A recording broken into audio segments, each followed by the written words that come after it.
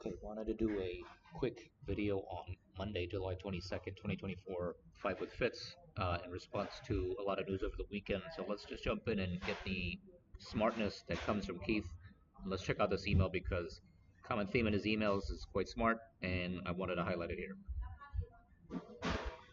So we got here, good morning. NVIDIA is going to lead the tech rebound today, or at least that's what I think. Other names we talk about frequently will very likely be along for the ride shortly. I hope you're on board.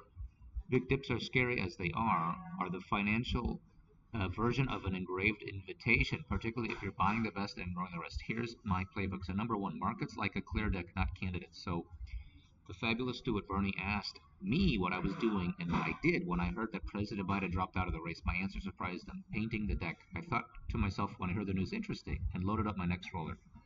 Keith's investing tip. It's very hard for people to understand because they get so wrapped up in politics and their personal opinions on the matter, but to a point I make many, many times, get your emotions out of the equation. The markets don't care long term. Election cycles are 18 months of carrot and stick.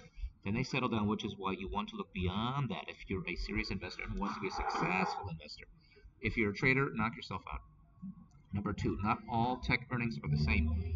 Alphabet, Tesla, and more than 100 S&P companies report this week. There will be a sharp divide, and millions of investors will get caught offsides. Take Verizon, which biffed it this morning, for example. People are holding on to existing smartphones longer because A, they don't want to fork over their hard-earned money from older tech, when B, they know AI-equipped new tech like Apple's next-gen phones is on the horizon. Bluntly, Apple is a must-have because there's only one of them, but companies like Verizon are nice to have because there are dozens of wireless carriers. Invest accordingly. And by the way, if you want to know what and which companies fit my criteria, I'll be here, and I would love to welcome you to the One Barhead family if that's of interest. It's a short list. So number three, the real problem and opportunity with CrowdStrike screw-up. Most investors are still focused on what happened. Who's to blame? The usual. Shares are getting pounded, of course. I see two takeaways. The world CEOs just learned, many of them the hard way, that resiliency is a must-have expense they need to pay rather than a cost of doing business they choose not to pay. Delta is a great example. Every bad actor in the world knows how simple it could be to take down the entire dang planet if they want to. I think cybersecurity sees a massive expansion in sales and earnings as a result. By the way, you'll notice that China was virtually unaffected by what happened. That's not an accident because Beijing doesn't allow Chinese companies to use CrowdStrike products, which are largely designed to counter threats coming from Beijing. I'll have a new recommendation in the August this year to capitalize on the chaos and the market and the opportunity being created, even as I type that, if that's of interest. Meanwhile, I bought more CrowdStrike shares Friday. Okay, great. Korean Air's got guts. So my bride and I shook our heads when we read the news this morning. Korean Air is buying 40 Boeing Jets. I think this is an exceptionally gutsy move given Boeing's problems, but that's not the half of it.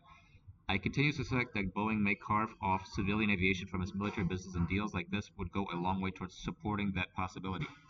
Boeing commercial airplane CEO Stephanie Pope is certainly walking the talk in that regard. At the same time, investing in airlines? Question mark. I get asked that a lot. No thanks. The travel boom is failing, and the industry is struggling. Okay. REIT investors beware of this end.